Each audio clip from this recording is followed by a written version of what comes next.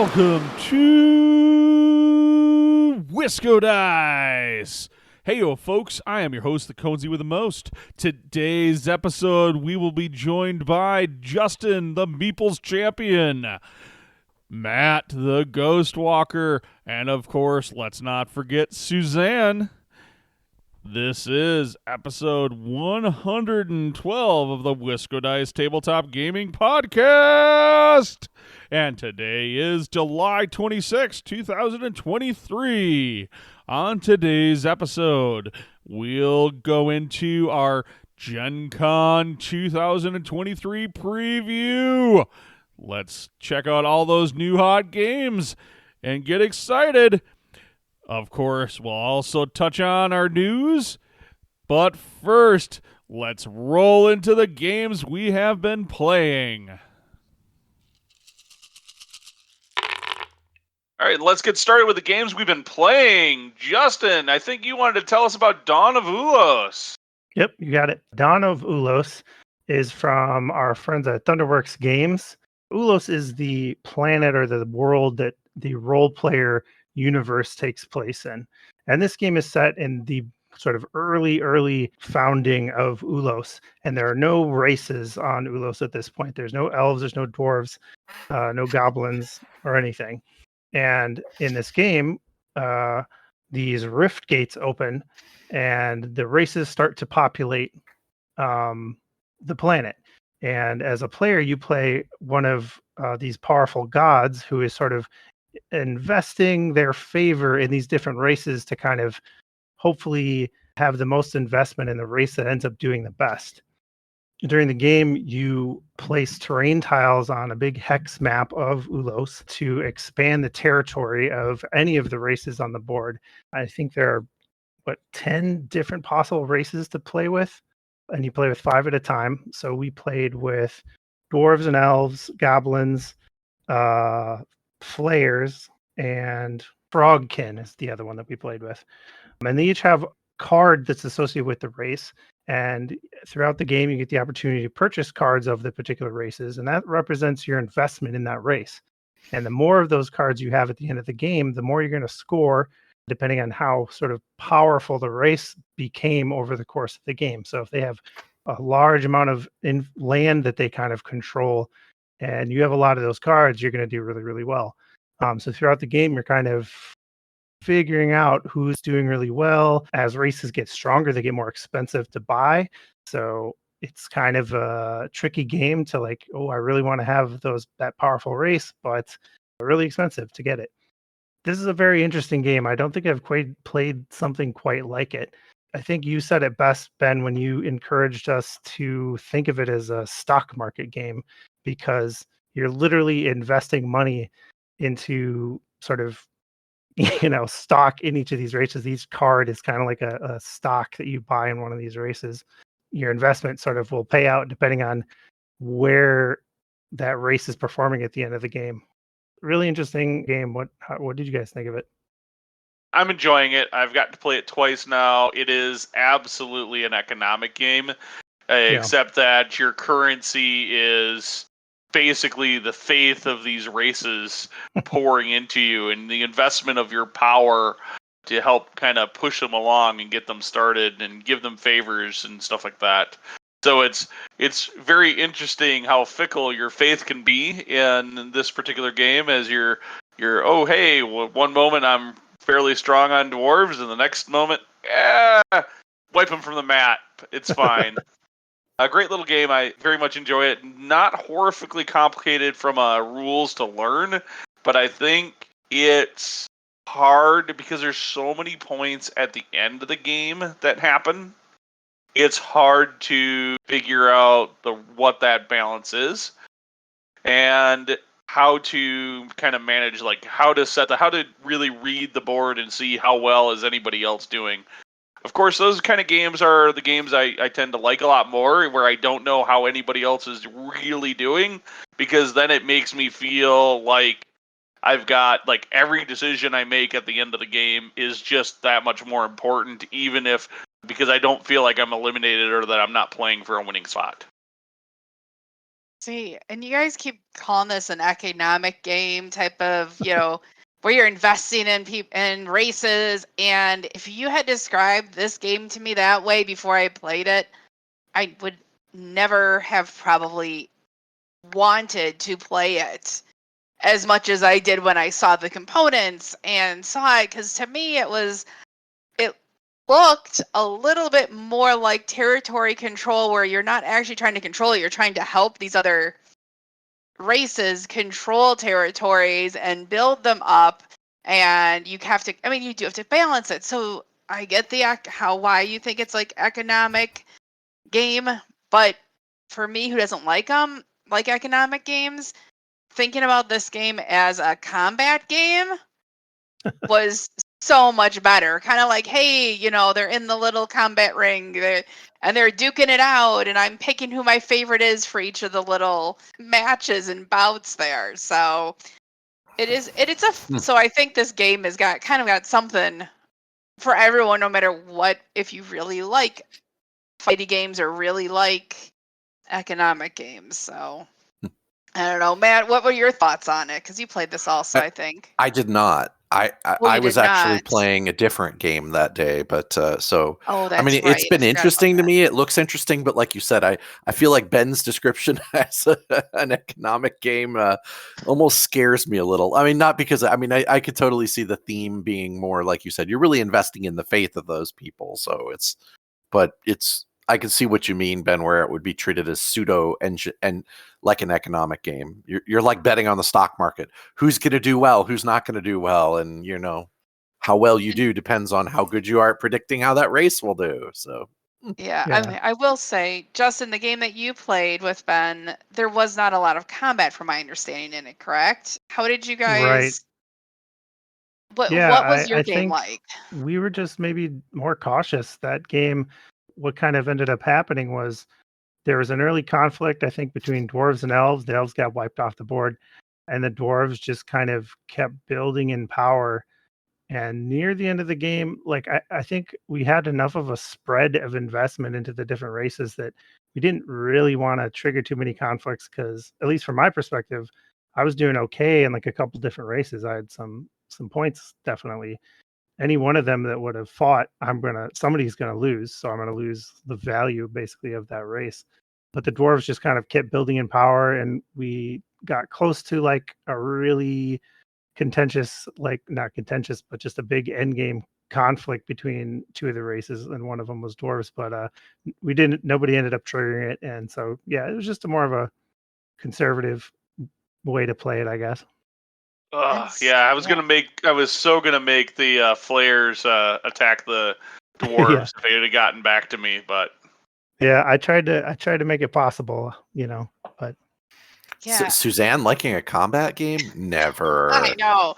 And that's why I want to play this again with more players, because I've only played it 2 players with Ben and I. And the combat was great because you time your combat at the right, when you think your opponents maybe don't have as many of a certain race's card in their hand to play, or you want to get an ability on one of the races cards in your hand, but you don't want to pay Hmm. 9 money for it.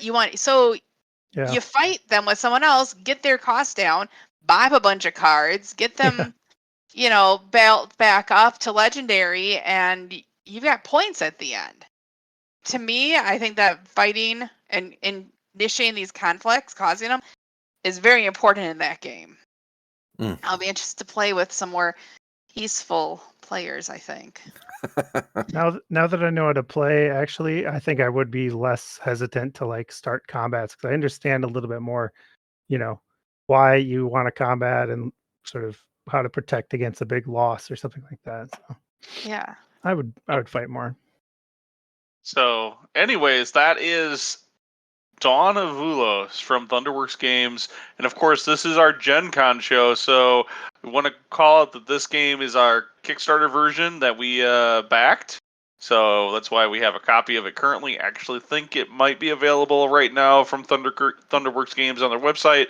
but it will be at Gen Con as a new release game at booth 2539 if you want to check it out and get your own copy.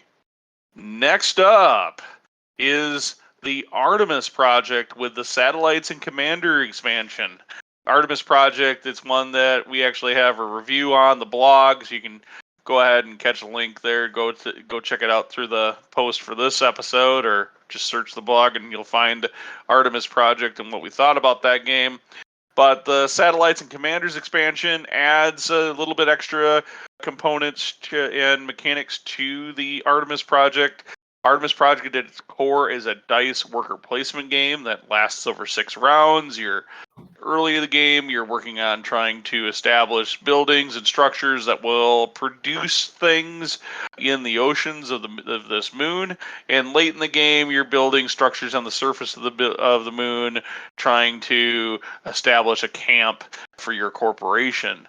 In the satellites part of the expansion, they're adding now 4 satellites that get basically added to the game board around all 4 corners of the game board, so it elegantly kind of adds to the board and doesn't really add an extra overlay or anything with that piece of it anyways. Adds an additional new action so that you can go, if you don't have a dice on a satellite, you can add a dice to a satellite as an action, and then you can pay basically an upkeep to keep your satellite in orbit as it circles the game board, going from one location to the other. Each of these locations, when your satellite is there, will kick off a special power ability. I will say in the game that we played, I wasn't really excited about the satellites, but I did try to maximize them to get the most benefit out of it that I could, considering what I was paying in resources. Again, I'm not sure if that was the best strategy based on what we had out, but hopefully we'll be able to see more as we play this game more. The other piece of this expansion is the Commanders expansion. The Commanders expansion adds a new worker type to the game. This worker type basically, when you are able to upgrade to a commander, allows you, that commander is now allowed to represent any of the worker types in the game, and can be counted as one worker type for end game building scoring, and then a totally different worker type for sets of workers at the end of the game, which is really interesting and makes this extra character really worthwhile to upgrade to.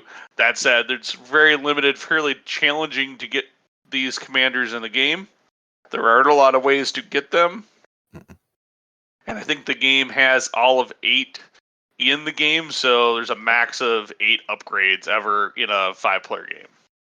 I mean, I think unfortunately the time we played, I'm pretty sure my wife just grabbed every single commander. Yeah, maybe one person got one other than my wife, nope, but I think she got them all. I think she got them all, but yeah, they were not the easiest of ones to get, and a little easy to snipe. But I did like there were some new buildings that were added. Some of the buildings added a little bit of flavor, gave me kind of a different focus on the game. I guess what is the way I would put it. The satellites were interesting, but I didn't take advantage of them early. And I think if you want to maximize the satellites expansion, you have to be willing to launch one on the first 2 turns and get it up and floating, because but it didn't really unbalance the game either, Ben. You invested, but the end game score was very close. I mean, it did get you some extra points, but it didn't let you run away with the game or anything like that. So yeah, we had a 4-point spread from first to last. So yeah, it was a very tight game. I'm curious anyways as to, I didn't really look at the other satellites or what any of them have for powers or abilities, but it definitely did feel like the satellites that we had were almost it was just almost not worth. You could have you did 3 of the 4 players at the table basically ignored the satellites mechanic, right, and just played basically the game with commanders, and it was no bother at all. The little bit of extra gain you got for doing things with the satellites really didn't seem to give it that much add.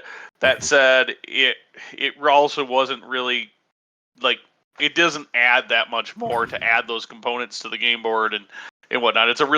In that way, it's a really slick expansion that doesn't it doesn't add so much extra complexity that you feel like you have to play the game with the expansion added in, or that you feel like, oh Lord, now the game is so complicated I can't teach new players with the expansion added to it. Yeah. So they can still continue to play the original kind of core Artemis project and still be successful and work that game. Mm-hmm. So does that mean you feel that this expansion is necessary for the game? Like you want to No. keep it in, you're always going to keep it in, or could you have done without adding this and still enjoying Artemis project? I think we could have done just fine without. The Commanders part of the expansion is on the other side of the flip is really like that added quite a bit of new stuff. There were structures that required, particularly end game scoring structures that required you to have commanders so that they could trigger their abilities. The commander mechanic, very powerful. It certainly made that action upgrade spot that where you can upgrade a worker. It made that actually a far more attractive place to go use on the board. Yeah. Which I find in normal games, Artemis Project is probably an action spot that isn't used very often, unless you absolutely can't get the colored worker you want. Yeah. I'm really glad we have it. I'm looking forward to playing with it again and seeing a new batch of satellites. The commander side of things definitely makes the expansion worth it if you really like Artemis Project. Hopefully, we'll have better luck next time the satellites part of it drops and hits the table too. Yeah. Did it add significant playtime to the game? No. Okay. I mean, but like I said, some of the new buildings definitely gave us focuses. So, for example, I hardly had a chance at any commanders, but I got a building very early that made my focus in the game. I wanted to do expeditions, and I was trading expeditions in to get free buildings. Basically, I could build buildings practically for free. And so for me, I never had free workers sitting around doing nothing because I always had new buildings come in every turn. So I really didn't have much like free workers that I could go, hey, send them over and make them a commander. I was just filling all my slots every round. So yeah, I mean, it was interesting because that building completely changed the way I played the game and just kind of gave me a focus, but it was a little different than the way it had worked in the past from my perspective. So I think it was a worthy addition. Cool. It did add a change to how you approach the game, and yeah, so it definitely gave me a focus. So I was always working on expeditions every turn just so that I could get, my hands on those valuable expedition tokens. And then I could be like, oh, I'll trade one of these expedition tokens in to get a free building. And I didn't have to worry so much about getting minerals to go buy buildings and competing with the other ones. I could just be like, pull one off the stack. I'll take what I get. So a little bit of risk and reward, but it was interesting.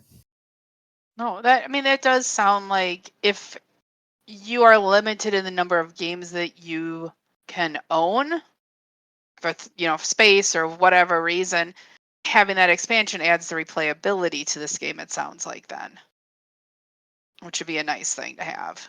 Yeah.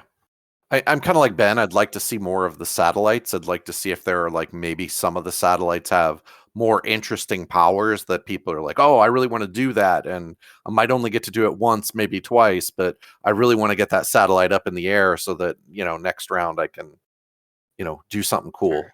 So, because pretty much like you said, 3 other people ignored it. I mean, there's a mechanic where you can bump somebody out of a satellite, but everybody was like, it's not worth it. I don't care. So I hope that there are some other satellites that make the satellite side of it more interesting. We'll just have to play it again and find out. Absolutely. All right, that is the Artemis Project with the new Satellites and Commanders expansion. Last time or the time before, we mentioned I was actually playing in an online Risk tournament. It's called the Kilpede Open. Frankly, there are 12 rounds, like I mentioned. I am stunned to say that I am still alive and in the tournament in round 8 of 12. Round 9, they are only taking the top 48 players, and currently, as of the end of round 7, I'm ranked 36th in the tournament. So if I do decent this week, I might actually make the top 48 players and move on to round 9. So I'm shocked I made it this far. Frankly, it's 1,000+ people, a lot of high-end people playing in the tournament. So, but hey, we'll keep you updated, see how it goes. So as that progresses. Otherwise, check out WiscoDice.com for links on the games we just discussed. And while you're at it, don't forget to leave a review on this podcast wherever you download podcasts. Next, let's roll into the news. All right, so starting off with the news, we have several upcoming conventions. It is that time of year again. WiscoDice will be present at several of these. So first up, of course, this is the Gen Con preview show that we do every year. And yes, that's right, WiscoDice will be at Gen Con. Matt, Suzanne, and myself will be there. We will have a pile of swag to give away in the form of badge ribbons and coasters and all sorts of good stuff. So make sure you catch up with Suzanne, Matt, or myself and say, hey, I listen to the show. Can I have a cool thing to put on my badge or something? And we'll make sure that you have it. So Gen Con is August 3rd through 6th. Next up is the Strong Tower Gaming Convention. That is September 15th to 17th.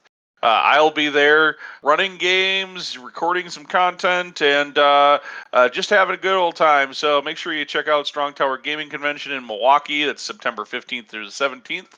And finally, we have GameOCon. That'll be on September 19th through 22nd. So far, we know for sure that Suzanne and myself will be there.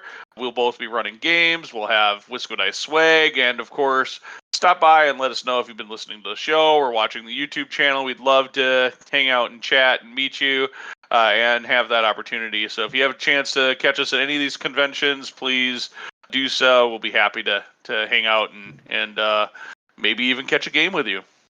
Yes. That would be a lot of fun if we got to meet some of you in person and talk to you about your gaming at those conventions.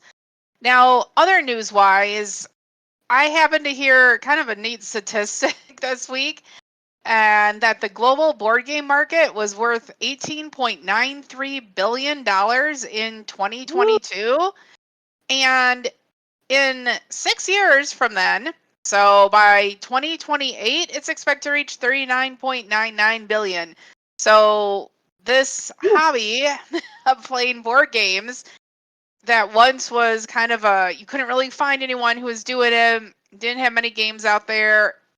It's this far-reaching activity now. So just know that you're part of it now while it was smaller. So that is some crazy growth in the board game market. It's Yeah. we all have known that the market is growing, but those kind of numbers really just kind of help stamp the fact that board games continue to get more and more popular.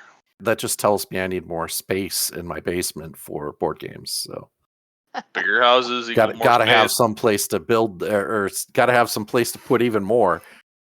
Yes.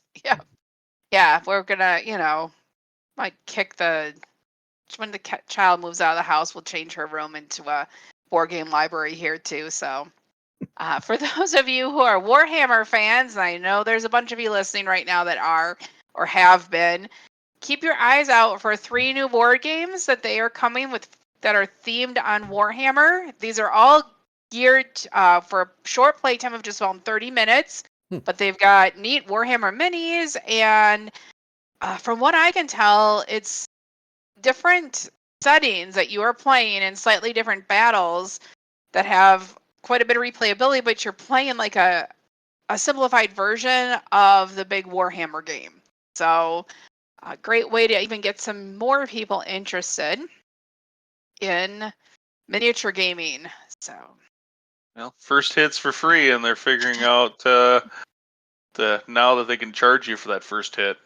There you go. And these minis are even coming painted, so you don't have to even know how to paint to start playing it. Wow, interesting. Yep. Not sure what to think about pre-painted Games Workshop minis. Yeah, seriously. Well, if they're not pre-painted, then they're they're advertising them that makes it look like they are pre-painted. So crowdfunding, gotten a huge fan of crowdfunding now, thanks to Ben, and I'm sure a lot of other people are been spending money and backing Kickstarters and then dealing with the aftermath of the shipping issues. So from what I can tell and what I've been hearing is that all that shipping is getting back to pre-pandemic levels and ease of moving.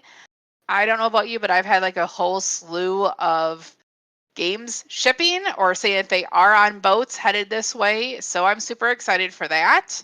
So just wanted to put that in there. So those of you waiting for your crowdfunding projects, you've got stuff coming, hopefully. Yeah. If your publisher didn't go belly up through the process of trying to get it published, Yeah, no kidding. Yes, then that is true. There's also been a slew of publishers going belly up in the recent year or so and not being able to fulfill. But yeah, Well, it seems like things are turning. Things are turning in a good way. Another thing that is turning are the wheels on the Orient Express. So Chaosium announces that they're thank you. Chaosium has announced that they are making a Horror on the Orient Express board game. And if you are a fan of the Orient Express murder mysteries and such, definitely it looks like a game to check out. It's a campaign game it's a horror themed campaign game, and it's coming to Kickstarter in 2024. So that is one of mine that I am looking a long way out and hoping to get my hands on. Yeah, so I used to have the Horror on the Orient Express Call of Cthulhu big giant box set. And I had this intention to run it, and I actually did play some Call of Cthulhu for a while, but just never really, other than opened it up a couple of times, never really dove into it. So if they can churn out a board game on Horror on the Orient Express that's as good a quality as the materials I saw inside that box set, and as much as I've heard good things about people talking about that box set, then this would be a really cool thing. Yeah, it sounds like one to definitely keep an eye out for. So okay, and I think that gets us through the news. Let's go ahead and take a break, and when we come back, we'll get into our Gen Con 2023 preview! Hey folks, this is the Conesy with the Most. I just wanted to take a moment to tell you about Misty Mountain Games here in Madison, Wisconsin, where you can find CCGs, RPGs, board games, minis, paint and hobby supplies for all of your tabletop gaming experience and needs. If you can't find it online, give them a phone call or swing on by their brick and mortar store here on the east side of Madison. Don't worry, that is MistyMountainGames.com. Check them out today. All right, it's that time of year, folks. Gen Con 2023 is almost upon us, just a few days away. And we are super excited. Well, most of us are. Sorry, Justin, you got to stay home. Yeah, well, someday. Maybe yes. Soon. One of these years. We'll but get if there. if you're like Justin, you have to stay home. Make sure you tune into the WiscoDice social media channels, whether that's Facebook, Instagram, or Twitter, or even our Discord, for pictures of all of the things and experiences that we're getting into while Matt, Suzanne, and myself are at Gen Con. And of course, the follow-up video on YouTube. We'll probably get to see Suzanne and Mai's haul. Yes. Yeah, it'll definitely be bigger than mine, but that's more of a how much I'm willing to spend at Gen Con, because oh my god, you could spend a fortune there. That's a guarantee. My shopping time has been reduced by about 50% this year, so I don't know how much stuff that I'm going to buy, but we'll find out. I have faith in you. Means you're leaving me alone, unsupervised, in the vendor hall with the credit card. Lots of cool games and pottery and pictures. I've got a shopping list. Well, that's all right. This is the one time a year I'm excited to shop. Why don't we talk about some of the games we're really excited to check out at Gen Con? These could be board games. These could be RPG. I think these are all board games.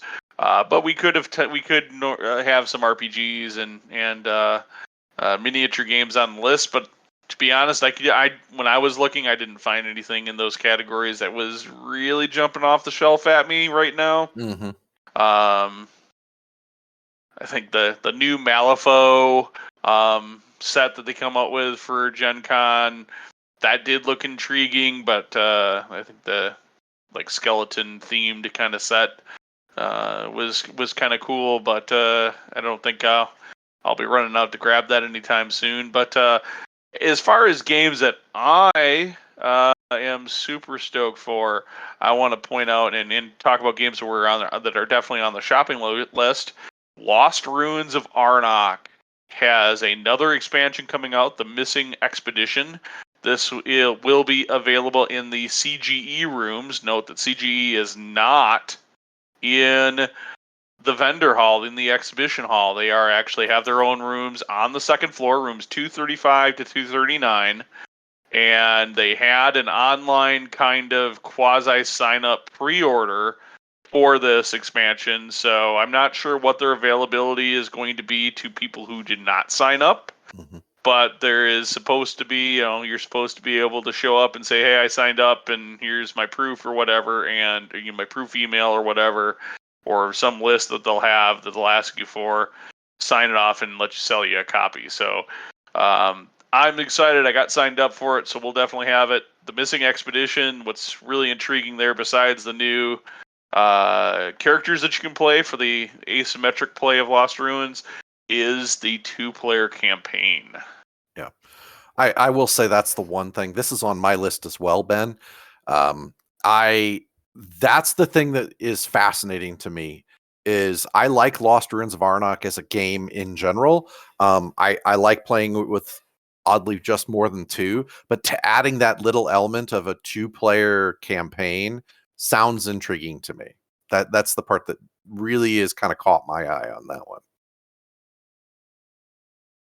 All Do you know right. if that's going to be a co-op campaign or is it a competitive campaign? Do we know? I believe it's a competitive campaign. Okay. Interesting.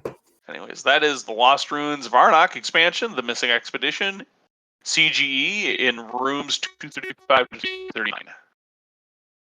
All right. So I guess I go with one of my top games this year is Sagrada Artisans, which is a standalone game, kind of a sequel game to Sagrada, which is pretty and colorful and stained glass and has dice placement. It's a nice game that we don't own, but I do enjoy. But this is a legacy version of it, which is very intriguing for me. I seem to like legacy games. You can find Sagrada Artisans by Floodgate Games in their booth, which is number 439. Interesting. I'm curious about this now. It did not make my list of things to check out. I am curious about it. It was one of the few legacy. I was specifically looking for some legacy games, and it was one of the few ones that really piqued my interest. It seems like legacy games have slowed down a little bit now, but maybe that's because people like us that have a pile of legacy games aren't really looking to buy anymore. Oh, yes, we are. Okay. Just aren't making your way through those legacy games, are you? Yeah. So I think one of the more interesting ones from my list that I looked at, and my list is not quite as long as some of yours, is there was a Kickstarter I saw not that long ago for a game called Weirdwood Manor. It's by Grey Ridge Games, which is at Gen Con going to be in booth 1556. It was very interesting looking mechanic where you're working your way through this ever shifting sequence of rooms with this very round center thing that rotates and unlocks and moves rooms and stuff like that. So it looked fascinating, but it was something that I wasn't quite ready to just kind of jump on right away. So I'm hoping while I'm there, I can get a better feel for the game and I'm guessing they won't have copies available to purchase yet, but I'll be able to hopefully suss out if it's one of those ones I want to put on my short list to purchase when it does become available. So one of the ones that caught my eye is a game called Footprints. This is a game set in the prehistoric times, kind of near the end of the Ice Age, and it is essentially a race game where you control a sort of tribe of prehistoric people, and you have to make your way across difficult terrain, the forests and the snow, it just has a really nice aesthetic to it. I like the idea of racing games, especially as like family games. I think those make a really good family game to have a really clear goal of we're racing and you know, great for kids. I like the theme. I liked the sound of the mechanics, and it has a really nice look to it. Called Footprints. That is from Chili Fox Games, and they're going to be in booth 2111. All right, so I'm gonna have to slide over to 2111, that booth, because as I'm looking at the components for this game, Justin, they're like nice. They look like They look nice very nice. woodenly Yeah. engraved tiles, and Yeah. Yeah. wow, No, it just has a really good look to it, and I mean, sounds cool. the colors are calming. It's a great family game then, because no one's gonna be throwing pieces at each other. Yeah. No, you don't know kids very well, do you? Oh yes, I did. Oh, it's a reason we didn't play too many games growing up. Yeah. All right. Well, Age of Innovation from Capstone Games in booth 1649 is my next game. And it is not a kid's game. In fact, this is an offspring of my very favoriteest game of all, which is Terra Mystica. So Age of Innovation is really Terra Mystica rebranded once again, but this time with more of a steampunk influence. So I'm really curious to see what the game has done or changed to modify kind of the core rules, if it has at all. They've definitely changed the character boards a little bit. The look of the game and everything like that looks pretty good. Really curious to see what happens. Like I said, I'm really super stoked to try this. It's going to be definitely one that, if it's available at the show and for purchase, I will definitely be purchasing, but I'm not sure if it's going to be available here in the US at Gen Con, or if people will have to wait till whenever it distributes sometime in 24. You do love your Terra Mystica games Terra there. Mystica is so good. Does this one play a 2-player? Is it supposed to play 2-player better than Terra I don't Mystica know. does? It looks like it's a pretty much a traditional Terra Mystica board as far as a map is concerned. The powers all look, I think, the same too. Can't tell. Yeah, they all look like they're pretty much the same. There's a couple of new powers maybe on the board. The board itself looks like it's kind of the same size of board. It's not necessarily a customizable board either at the start. So Gaia Project is. So I have a feeling it's probably still going to lend itself more to 3 or 4-player play, or 5-player play more than Terra does, but that'll be fine. It'll just be an excuse to get this one out more during the year, and while Terra Mystica comes out that once a year for my birthday. Gotcha. Well, I can tell you I am going to be heading over to the Capstone booth game to look for the new Arc Nova expansion. So Capstone Booths Games is in booth 1659, and they have the Marine Worlds expansion coming out for Arc Nova. Ben and I have been playing, like at least a game a day online of this the last month, and this expansion just looks like it's going to be a great fit to the game. So you have like sea dwellers and reef dwellers that you can have special enclosures for that you have to place near water on the boards, which I think is going to be really tough if you're using some of these alternate boards that there are in the base game, because some of them don't have that many spaces near water. Depending on what the sizes are, it's going to be hard to get them to fit. And then there's new universities that you can add to it, and to add some asymmetrical play action cards that each player has, you get to draft looks like at least one new card, so that everyone's got at least one card that's slightly different that might help with or hurt you with trying to meet your goals and everything. So I'm definitely looking forward to booth 1659 with Capstone Games to check out Arc Nova Marine Worlds.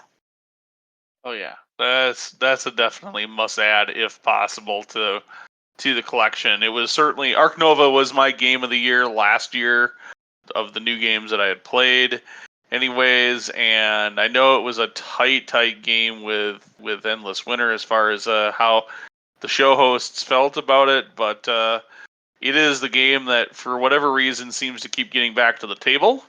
Meanwhile, Endless Winter has been kind of forgotten. So now that it's getting its expansion, I'm super stoked to get this game back to the actual physical tabletop for another play.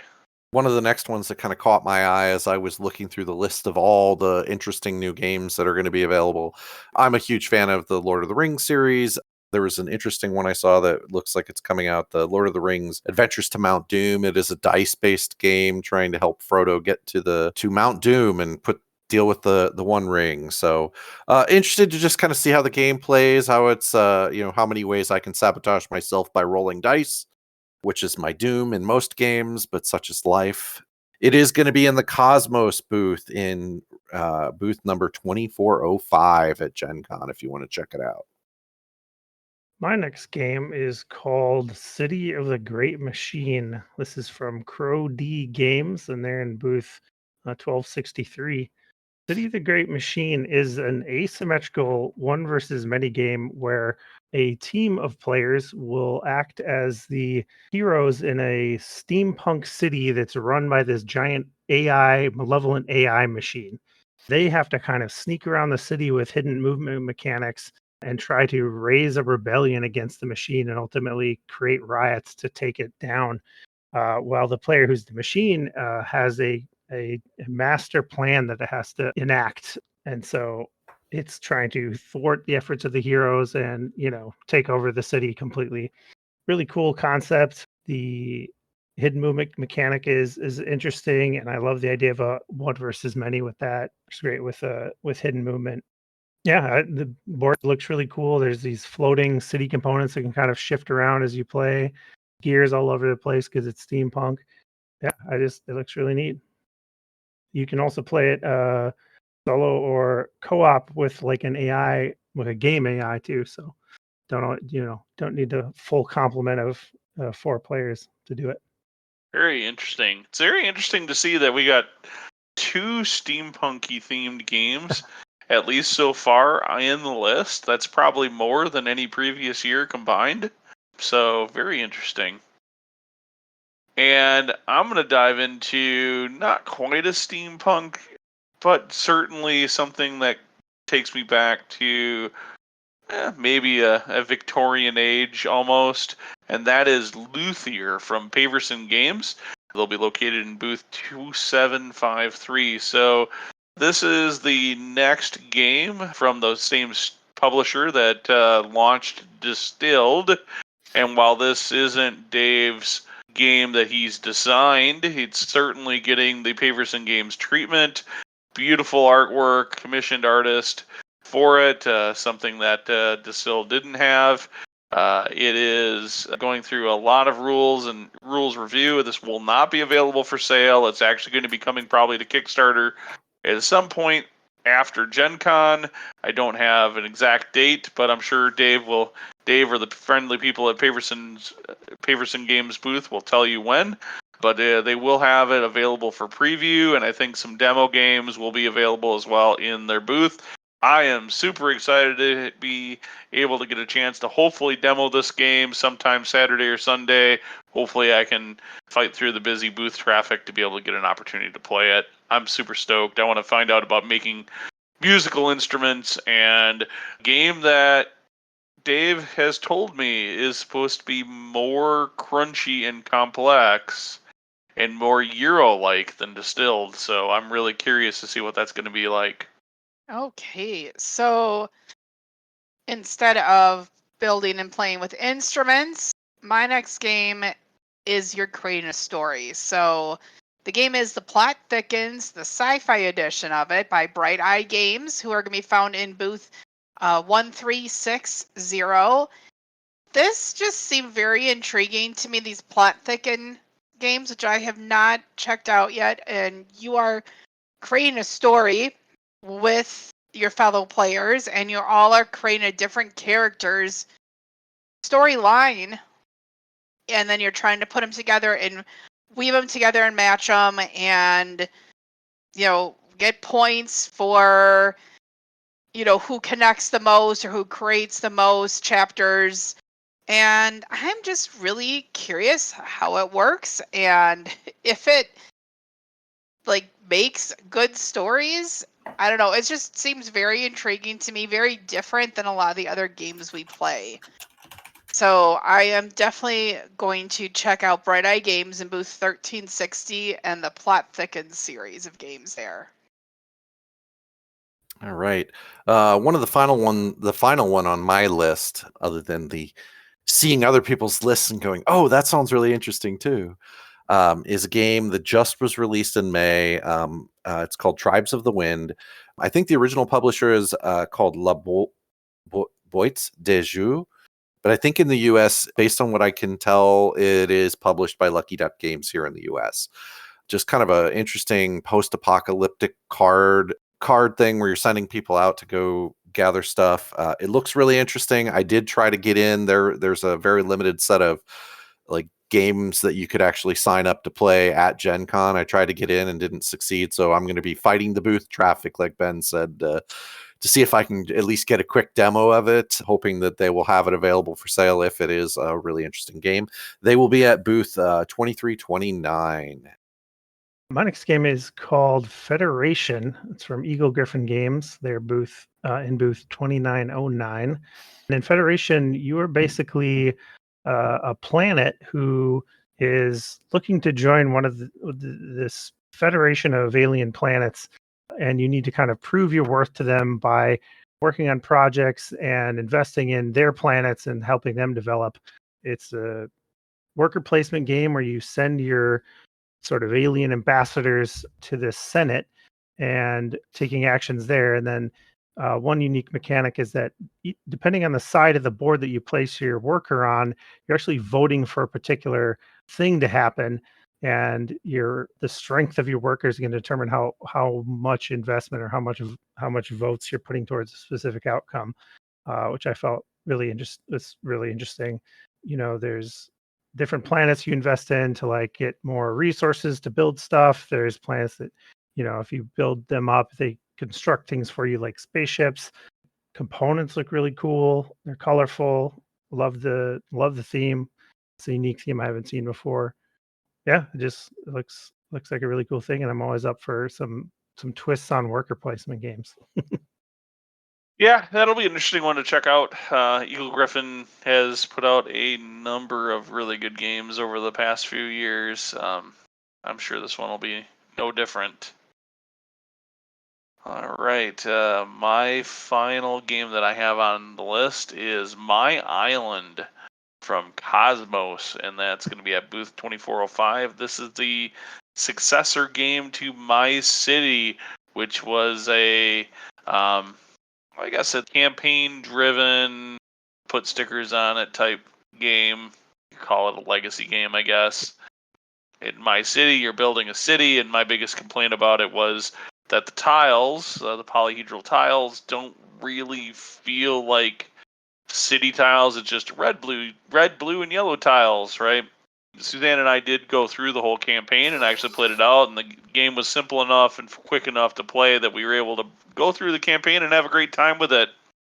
And so My Island is hopefully going to be a nice economical legacy game that we can check out that will have hopefully some new mechanics and a new kind of story and some mechanisms and something a little bit different that'll hopefully kind of instill some of those good feelings that I walked away from My City.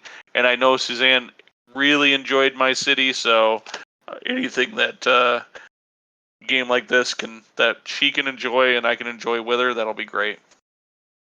Yeah, so I will say My City, one of the great things about it is, yes, it's a legacy game and you're putting stickers on these boards, but at the end, you have unique boards that then you can just play the non-legacy version of My City game with. So fact, it's not a play one and then you're done. So yeah, you kind of, I mean, you could have played the legacy or the standalone My City without going through the Legacy game, but you need to play through the Legacy campaign to unlock some of the components that you need to play the standalone version. It's much more interesting having unique boards when not all players have the same board. So I'm hoping that my island is kind of the same, where you go through it and then you can keep playing it even after you're done with the legacy portion of it. Next up on my list is In the Footsteps of Darwin by Sorry We Are French, and they are located in booth 2329 this year. And In the Footsteps of Darwin, you are a naturalist who is trying to do some research and help Charles Darwin with research for his great book on the origin of species. So you are traveling around on your ship and you are researching animals and bringing the information back, and whoever contributes the most to writing this book is the winner of the game. And I was looking at it, it just looks pretty. We got all the nice animals and the like butterflies and caterpillars and worms and whatnot. So I'm hoping that there's something more to the game than just the pretty pictures. But that's why I am going to stop by Sorry We Are French in booth 2329 and check it out. This is the publisher of another game that we really like, and that you discovered at Ganymede, that you discovered at Gen Con 2-3 years ago? 2019. So yeah, I'm very hopeful for this one as well. I think how can you not like a publisher with it that their name of the publishing company is Sorry We Are French? So hopefully this will be another really good title that we can add to the collection as well. And if nothing else, I want to stop by and just tell them how much we love Ganymede, because I'm sure that's what they're there for, waiting for me to come tell them that. Yeah, Ganymede's one of those ones that hits a table in our house quite frequently. So next up, I've got Everdell Farshore. Just when you thought you had the complete Everdell collection, they throw another one at you. No, but so this is a standalone Everdell game that actually looks like it re-implements some of the existing Everdell mechanics with some different theme. So instead of building a city in sort of a forest, you're on the seashore building a city with, beach animals and sea animals and that kind of thing. I'm up for any Everdell stuff that there is, frankly, so I would be interested to check this one out. It seems like it is, again, maybe more of a re-implementation, but I'm sure they changed some things, and I'd be interested to see what changed. And honestly, just to see all the awesome new artwork, they do a great job with their art on these Everdell games, and that's always a plus. Yeah, the artwork on like the cards and the game boards, everything is usually really well done when it comes to Everdell. They've got a really nice theme and they stick to it. So, yeah. Now that they've made Everdell nearly impossible for us to table because the box is so darn huge. Yeah. Let's start over and have a smaller copy of basically the same game. Come on, just because you need a second game board or game table big enough to put all the things out just so you can put it on the table. Say, I gotta wheel out the forklift to get it off the shelf and bring it over to the table to begin with. Yeah, pretty much. Yeah, it's probably not one that we should have on a bottom shelf, even though I think that's where it is. It's a little tough to fell pick off up. the top shelf on somebody, they might never get out from underneath it. Mine is true. on a top shelf. I better be careful.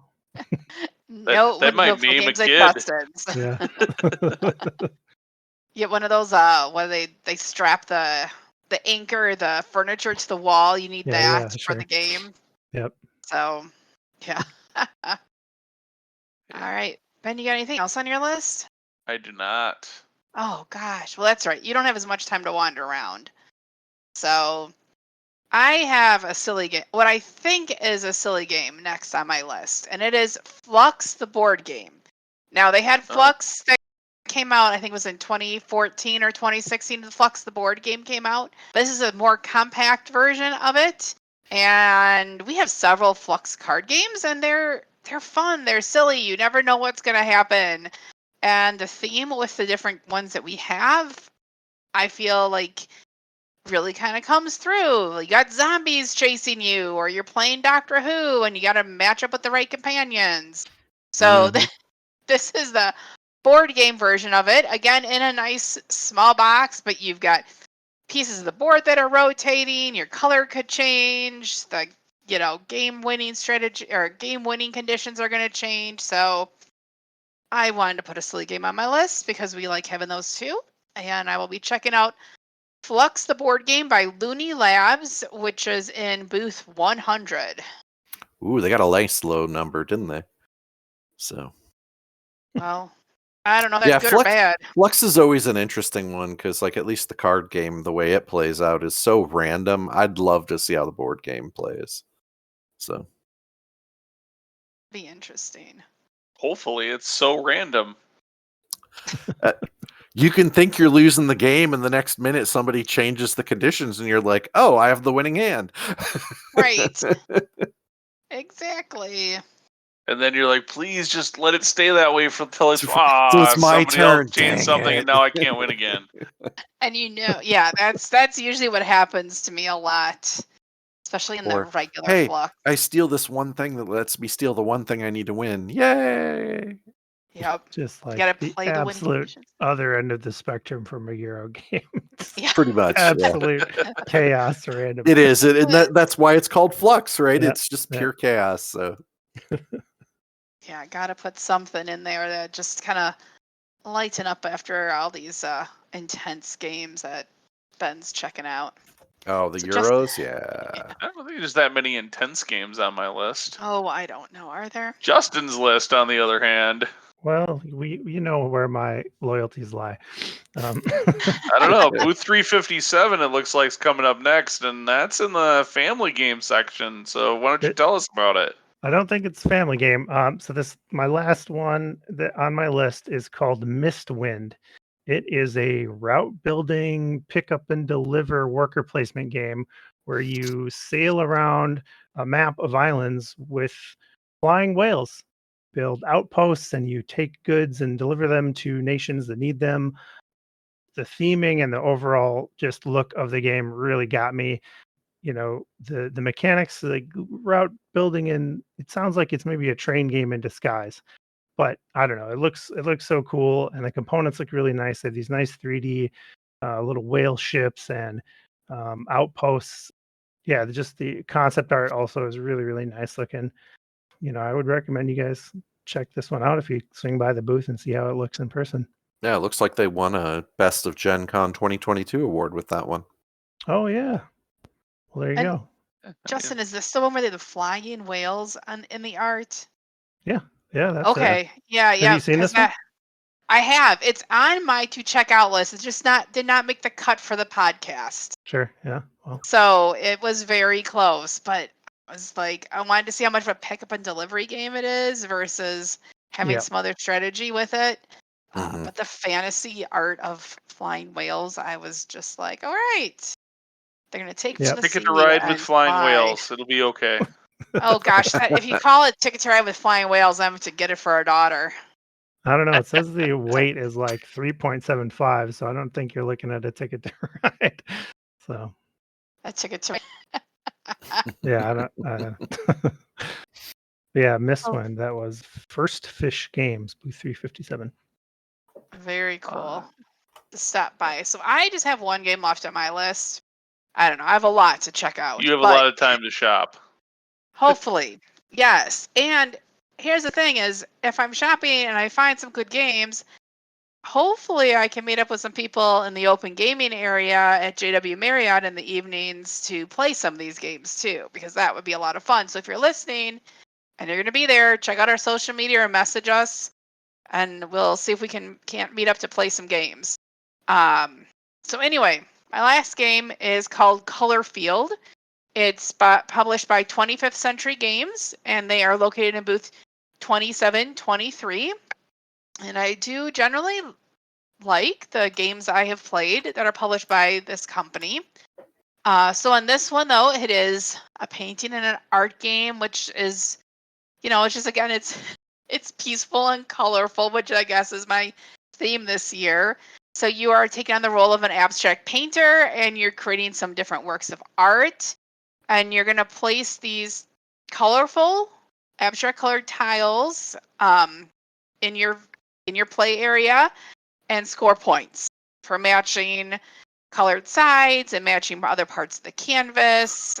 And I'm just kind of curious to see like what the little twist is with this. It is a very low weight game. It's only got a 1 for the weight on BGG. It still looks, maybe it's like peaceful and colorful. So we'll check it out and see if it comes home with us. So that is Colorfield, published by 25th Century Games, who are found in booth 2723. A game does not have to have a huge weight to be a good game. That's definitely definitely something that I have definitely come to appreciate as I delve more and more into gaming, is that, it's nice to have change of pace games in the collection as well. Yes. Sometimes you just need one to pull out that you don't have to crunch the numbers in your head or, figure out how Suzanne can beat you up with combat. There is no combat. I don't know if you noticed, but there is no combat in the games that I picked. Yeah, and there isn't. That is Yeah. a very notable exception in the ones that you said you're going to check out. So yeah. I mean, I'm gonna check out some. I'm gonna check out the Malifaux booth and look at the combat, and stuff there, and check out the BattleTech booth. But for releases for board games, there weren't many that I saw that were fighty. I think that gets us through the list of games that we are excited about for Gen Con. I am going to add one game that definitely does not make my list, did not make Suzanne's list, but I think it's worth mentioning and or putting a word of warning for folks out there regarding this game. And that is Disney Lorcana. We're members of a couple of Facebook groups for Gen Con, and Suzanne and I have been watching people who are coming to Gen Con this year explicitly for this game. There has been more complaints about this game and how Gen Con's handling certain things for this game in this game release. This is probably the biggest game release this year that's happening at Gen Con. Who knows what kind of quantities of the game. The game releases like 2 weeks after Gen Con. But who knows what kind of quantities will be at Gen Con. They very possibly will be sold out by 11 a.m. on Friday. And so if you're coming to Gen Con and this is the game you're coming for, please take it with a grain of salt. Have something booked on your schedule. Gen Con is so much fun. If you have the opportunity and you want to check this game out and there's time or whatever, but I suspect that there will be lots of people running like mantic crazy people directly to wherever the booth is for this one. I feel kind of bad for the publishers that are going to be around or nearby this booth, because the line coming out of this booth at 10 o'clock when those exhibition halls doors open is going to be crazy. So if you're like trying to, part of Gen Con is planning and making sure you kind of know where you want to go. If I was planning and I was trying to get that hot game at 10 a.m. as the exhibition doors open on Thursday, I would probably be trying to like make sure that I plan my route to that booth so that I don't have to go through the traffic that's going to be going to Lorcana's for people that are going to be trying to get this game, trying to get copies. So, and like I said, this game will be on every retailer's shelf in like 2 weeks after. It's like 2 weeks after Gen Con, I think. Mhm. I mean, I'm not in on the thing because I'm not into Lorcana, but just something for folks to be aware of. If you're into Lorcana and this is the game you're wanting to check out, please be aware. Maybe they have so many copies that come Sunday when it's family day at Gen Con, they'll have copies yet to sell, but I wouldn't be surprised if this one not only sells out, but that there'll be a small lack of games going on that people will be able to get into for this during the convention itself. So that is the one word of warning for this year's Gen Con. And also, don't forget, do not run. Do not run at all. Yeah, chance. All right. Do not run. Do not run. Do not run. run. Do not run. All right. Well, I think that concludes this episode of the WiscoDice Tabletop Gaming Podcast. On today's episode, we covered our Gen Con 2023 preview. We also caught up on some of the tabletop gaming news. And we also caught up on some of the games that we've been playing. Of course, if you have any news or want to let us know about any of the games you are excited about for at Gen Con, please drop us an email at hosts@wiscodice.com or hop onto our Discord or catch us on any of our social media, whether that's Facebook, Twitter, or Instagram. Until next time, thanks a lot, folks. Thank you so much for listening. Make sure you leave a review of this show wherever your favorite place is to find podcasts. Oh, and by the way, give us a like on our Facebook page. And don't forget to follow us on Twitter, Instagram, or Pinterest while you're at it. If you haven't looked recently, make sure you catch up on the blog at WiscoDice.com. Hey, Brian, what's that site? Ah, darn, I forget. Justin, what's our website again? WiscoDice.com. That's right, it's WiscoDice.com. And until next time, everyone, peace out.